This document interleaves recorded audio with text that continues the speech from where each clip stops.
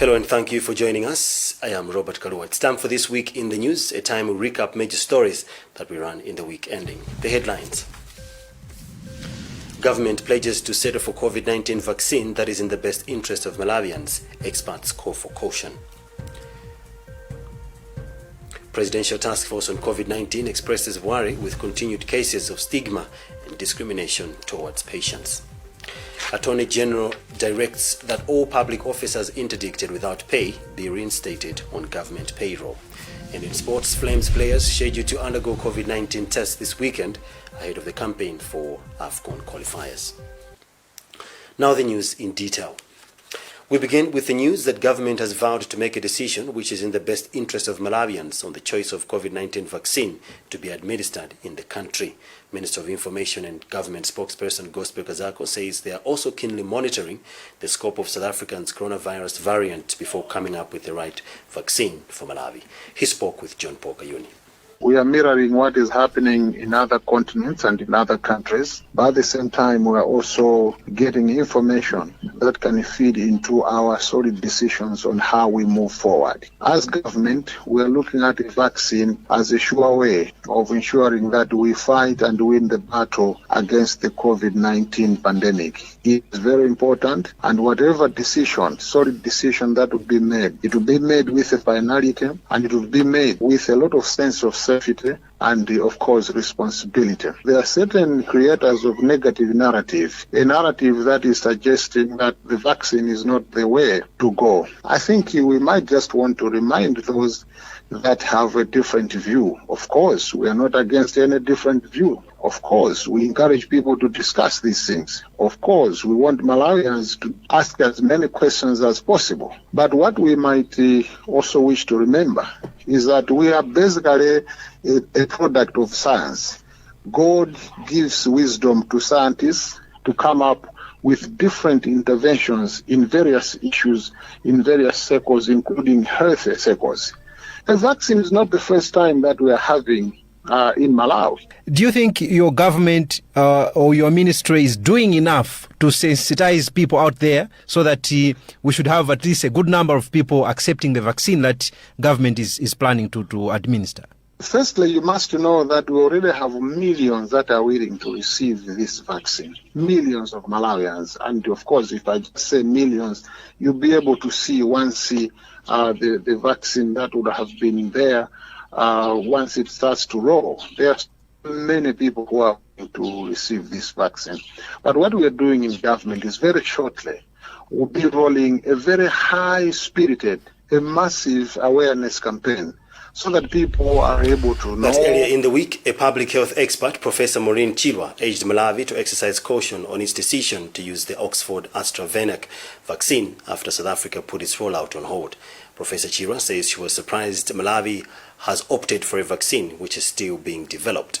We had a report by Western Guta. Public and environmental health expert Professor Maureen Chilwa and health rights activist Joy Jobe are of the view that government should seek scientific guidance on whether the AstraZeneca Oxford vaccine that the country has procured is effective or not. They have reacted to news that South African government has suspended the vaccine following proof that it is less effective to the country's variant of COVID-19.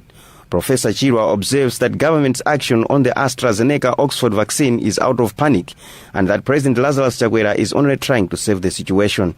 Professor Chilwa has made reference to cheap HIV/AIDS drugs whose consequences were deformities on some patients, hence the call to act wisely. Maybe half loaf is better than none. Let it come, let's go ahead, procure, but also be ready that as they develop more, those other second doses, they should be coming so that they cover up on how things are changing as we go along. Health rights activist Joy Jobe has asked government to involve the Pharmacy and Medicines Regulatory Authority to scientifically prove the effectiveness of the vaccine. The legal technical expert body should make a voice. Pharmacy and Medicines Regulatory Authority should come in, should do its tests, should make a statement.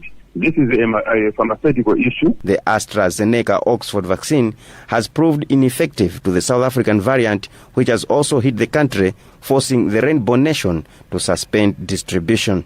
Reporting for Zodiak in Lilongwe, this is Western Guta. The Presidential Task Force on COVID-19 in the ending week expressed worry with continued cases of stigma and discrimination towards COVID-19 patients and their immediate families. Updating Malawians on the pandemic, Dr. Puka reminded Malawians that healing for all those affected also depends on love from those around them. Blessings Kangwambe filed this report. Co-chairperson for Presidential Task Force on COVID-19, Dr. John Puka, has bemoaned continued stigma and discrimination towards COVID-19 victims in the country. Dr. Puka has since urged Malawians to desist from the behavior as it has potential to contribute to more COVID-19 positive cases. Issues around that we're struggling with, stigma is also one of those. Just to add, please let's avoid stigma and discriminating those that have suffered before or their families, and actually we should be supporting them to get psychosocial support. And we are by ourselves naturally good counselors, we support each other, but there's also formal structured counseling going on. So if you through the Ministry of Health. Meanwhile, spokesperson for Lilongwe District Health Office, Richard Mvula, said myths and misconceptions regarding COVID-19 is affecting health service delivery in the district. Mvula said since second wave of the pandemic, there has been a decline in the number of people seeking medical services at the facility. He said the trend is threatening efforts to curb further spread of the disease in the district. As of 12 February, the country had registered 227 cases, 296 recoveries, and 14 deaths. Still on COVID-19 issues, on Thursday this week, Leader of Opposition in Parliament, Kwagwanji Nkhani, demanded a forensic audit on the alleged abuse of 6.2 billion kwacha meant for COVID-19 response. He spoke when he addressed the media in Lilongwe, threatening that he will resign from the committee if his demands are not met. Winston Kaimila attended the press briefing. For the first time, Leader of Opposition in Parliament, Kwagwanji Nkhani, has come in the open to speak on the alleged abuse of funds meant for the fight against the COVID-19 pandemic. During a media briefing at Parliament in Lilongwe, Nkhani said reports presented to the Presidential Task Force on COVID-19 show that millions of kwacha were abused in local councils such as Nsanje, Zomba City, Chiradzulu and Lilongwe District Council. It seems money has gone down the drain, and there is great need that a forensic audit being instituted to make sure that we get the gist of the matter than speculating, so that after doing that, if there are any other pointer to say that such a person or an individual misused public funds, then time after that, the law can take its course. He said as it stands, President Chakwera needs to order the Office of the Auditor General to conduct a forensic audit on the alleged abuse of 6.2 billion kwacha COVID-19 funds. Nkhani said the Presidential Task Force on the pandemic does not have the mandate as well as capacity to investigate alleged abuse of funds, hence his call. The capacity within the task force, the 10 or 12 or us, no one can have the capacity on his own to do the auditing. It's better that we have a team, we have an institution that is going to, like National Audit Office, that is going to audit the accounts. The Leader of Opposition in Parliament, who was accompanied by Chairperson of the Legal Affairs Committee of Parliament, Yusuf Ntenda, and Dr. Matthews Ngwale, who is the Chairperson for the Parliamentary Committee on Health, cautioned he would consider resigning from the Presidential Task Force should the government not institute the investigation. Nkhani, who said he addressed the press as both Leader of the Opposition and a member of the Presidential Task Force, proposed that the forensic audit should cover expenditures in both former President Peter Mutharika's regime and the current administration. Currently, the Presidential Task Force on COVID-19 is analyzing reports from various government bodies on the way they managed the funds. This is Winston Kaimira for Zodiak in Lilongwe. But government spokesperson Gospel Kazako pleaded with Malawians to be patient until the final report is out on the COVID-19 expenditures. Well, I think it will not be a wise thing for us to comment on what the Honorable Leader of Opposition has said, because one, the Honorable Leader of Opposition is a member of the Presidential Task Force, and for us to start commenting on these things he was there and he is part of the entire equation, I think that's not good enough. But secondly, we also are looking at this issue as a very, very important issue to how Malawi is going to move forward. Very important and very crucial. And we would not want to drag in politics of any general nature. Because once we start politicizing this exercise, then I think we are going to confuse the entire matrix. We don't want that to happen. What Malawians must know, this government is very committed. We know that there's suspicion that the 6.2 billion has not been spent well. It is in the interest of this government to make sure that Malawians know the truth. We are actually very, very glad, very pleased that Malawians have now started to participate. They have now started to ask questions. They have now started to have an interest to know what's happening with their resources in government. This is what we expected. This is what we believe in. This is part of our DNA as a government. An epidemiologist, Dr. Titus Divala, observed that the country is seeing a downward trend on COVID-19 cases, but warned we are not out of the woods yet. Dr. Divala says the number of those testing positive out of 100 was very high, above 30, but this is no longer the case at the moment. We had a report filed by Alfred Guta. An epidemiologist, Dr. Titus Divala, says Malawi is on the right path in containing COVID-19 pandemic, noting that positivity rate has gone down. Dr. Divala has noted that this was not the case before, saying the country is now experiencing a decline of new cases. But are we there? Dr. Divala paints a picture. From the look of the trend of the daily new cases, we have had a very steep rise and are now experiencing a steep slope. This resembles a situation where the disease has had all the opportunity to spread very fast and encounter most individuals in our society. Essentially, we have allowed the disease to attack everyone it wanted. And if you can put it together, essentially as a society, what this means is that from a scientific perspective, we have failed to control its spread. We have not followed the measures, and those who are supposed to implement the measures have not really managed to do so. Dr. Divala has underscored the need to protect those that have not had the virus from the infection. He has, however, faulted the government for being casual in enforcing COVID-19 preventive measures, calling for mandatory mask wearing and banning all non-essential gatherings. The second wave of COVID-19 hit the country hard, as evidenced by a surge in new COVID-19 cases and deaths. For Zodiak in Blantyre, this is Alfred Guta reporting. You're watching This Week in the News on Zodiac. We'll be back with more news after this.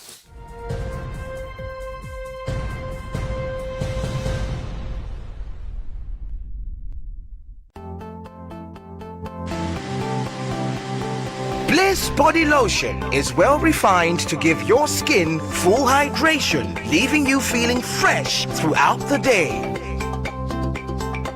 Bliss Body Lotion is a top-range body lotion which contains natural extracts and is found in 3 flavors at a very reasonable price. Bliss Lotion Aloe Vera, Bliss Lotion Instant Hydration, Bliss Lotion for men.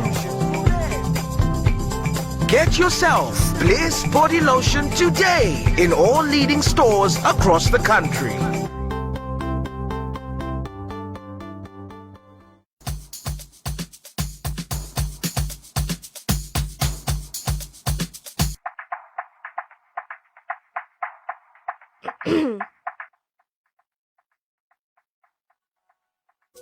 Now there's a better, safer, user-friendly and affordable disinfectant you can trust. Introducing Safe Surface Disinfectant from Ethco. This is a liquid-based surface cleaner that can kill 99.9% of germs and viruses, including the coronavirus. Disinfect your offices, shops, education and religious institutions, and your home with Safe Surface Disinfectant. Safe Surface Disinfectant for a cleaner and safer surface in just one go. Ethco. That's the spirit.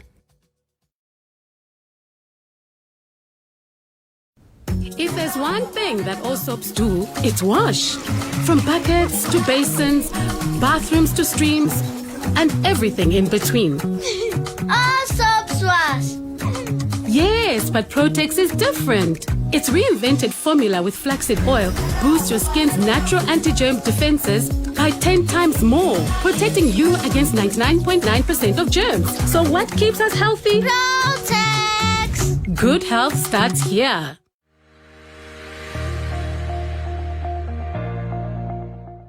Precious things have a secret formula. While John is busy trying to impress, James discovered Tangu's secret.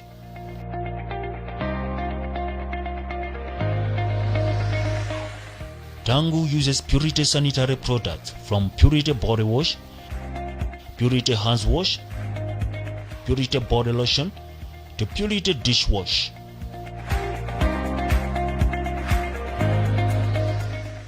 After a week of using Purity sanitary products, James won the heart of Tangu. Use Purity sanitary products.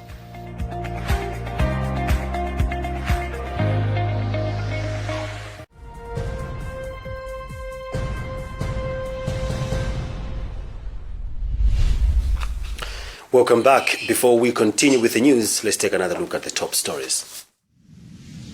Government pledges to settle for COVID-19 vaccine that is in the best interest of Malawians. Experts call for caution. Presidential Task Force on COVID-19 expresses worry with continued cases of stigma and discrimination towards patients. Attorney General directs that all public officers interdicted without pay be reinstated on the government payroll. In sports, Flames players scheduled to undergo a COVID-19 test this weekend ahead of camping for AFCON qualifiers. Moving on with the news, within the past 7 days, it transpired that Attorney General Dr. Chikosa Silungwe had directed that the Department of Human Resource Management should immediately reinstate on the government payroll all public officers that were interdicted without pay. In a memo copied to the Accountant General that we saw, the Chief Government Legal Advisor said regardless of the circumstances that led to the interdiction of the officers, interdiction without pay is illegal. But other legal experts we spoke to suggested the AG erred. Our Daniel Mawawa was on the story. We're still digging more into this memo from the Attorney General Chikosa, which we have seen last night. The memo is dated 4th February 2021, and it's been sent to the Director of Human Resource Department in government and copied to the Accountant General.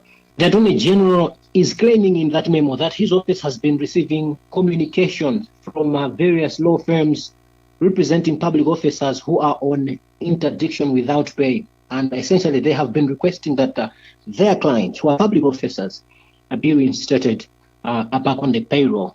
But this morning, we have been getting several reactions from respected legal experts and analysts and former judges, actually. And they seem not to agree with this position taken by the Chief Government Legal Advisor on this matter. What we are getting is that interdiction without pay is actually legal and is provided for in the Malawi Public Service Regulations. And it indicates in that provision that if your interdiction is in relation to loss of government money, then it may be interdicted actually without pay. But we're also getting a confirmation that the regulations, however, provide that for some other cases, such as assault and others, you can be interdicted but still get your pay. But specifically on relating to loss of government money, actually interdiction without pay, far-reaching, because we know there are dozens and dozens of public officers who are on interdiction without pay. What this essentially means is that they have to be paid. Just for example, as I speak now, we have over 70 public officers who are answering cases relating to Cashgate, for example. And what this communication essentially means is that all of them have to be paid and in arrears. In the week ending, State House disclosed that President Lazarus Chakwera was not in a rush to fill vacancies created in his cabinet following deaths of 2 ministers of transport and local government. Presidential Press Secretary Brand Banda has told us the president will make the appointments when he deems it right. Alex Banda reports. The cabinet seats fell vacant following the demise of Sidigmia and Lingson Belikanyama, who succumbed to COVID-19 on January 12 this year. Almost a month after their deaths, President Chakwera is yet to fill the cabinet positions for Minister of Transport and the Minister for Local Government. Press Secretary to President Chakwera, Brand Banda, suggests the president is in no rush. Should be able to know that the powers to hire and fire our cabinet is the prerogative of the president. The laws of this country have given the powers to the head of state and government to do what is necessary. So when the president deems it fit to fill those vacant positions in cabinet, he will let the nation know. Political and governance commentator Wanda Funkuche says eventually the president has to fill the positions, despite that operations are still being handled by technocrats in the ministry. The fact that we do not have ministers in some of the positions, it is not a huge loss that we have to be desperate about. So I think we can move on for now, but then I think there will be time the president has to fill in. But for now, I think let's just move on. For Zodiac, this is Alex Banda. Let's now go into the sports segment.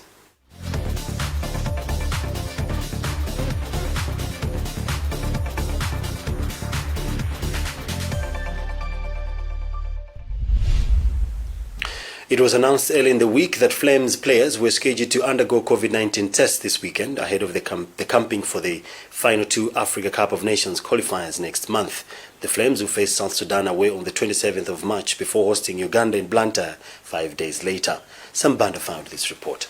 Inside sources have confided in us that Mwase has named a squad of over 30 players, most of them locally based who were active in the top flight league before football was suspended a month ago following an upsurge in COVID-19 cases. Farms Competitions and Media Manager Gomeziani Zakazaka has confirmed that Mwase presented his program of preparations but was coy on the actual day for which the trainings could start. Meanwhile, according to Zakazaka, arrangements are being made with the Ministry of Health to have the locally based players tested for COVID-19 this Friday, and the program of preparations will be determined by the results. At the moment now, as a farm secretariat, we are working on the logistics to ensure that we should execute this plan, and all things being equal, we're expecting that maybe next week they can start camping. There are issues to do with COVID-19 measures. You know, the players are in their homes. We need to look at how we're going to do the testings, how are we going to do the isolation, the quarantine, as well as the measures that we're going to follow at the Mpira Stadium, rather Mpira Village. Football analyst George Kaudzamasina feels the Flames are running out of time to commence their preparations. It has been a norm for Malawi to do things last minute. And at the end of the day, we tend to blame the coach. It's a disaster. And the blame has to go from executive. Meke must already requested that the players should go to camp. By now, they could have already been in camp. But the dilly-dallying is going to cost our team. And we shouldn't expect anything good from the Sudan game. The Flames are third in Group B with 4 points, and their final 2 games away to South Sudan as well as at home to Uganda are crucial in qualifying for the finals of the Africa Cup of Nations in Cameroon next year.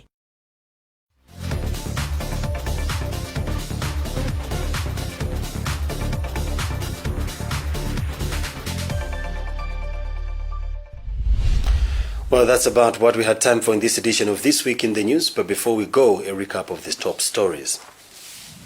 Government pledges to settle for COVID-19 vaccine that is in the best interest of Malawians.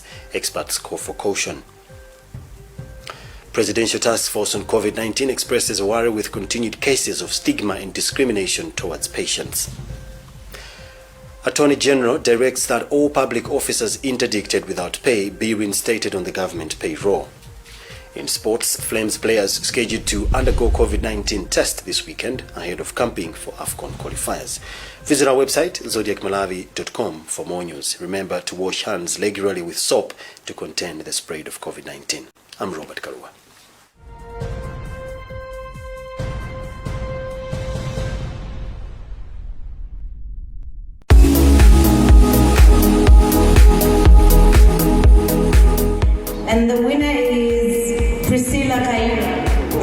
I think that's 2 years running. Priscilla, are you in the house?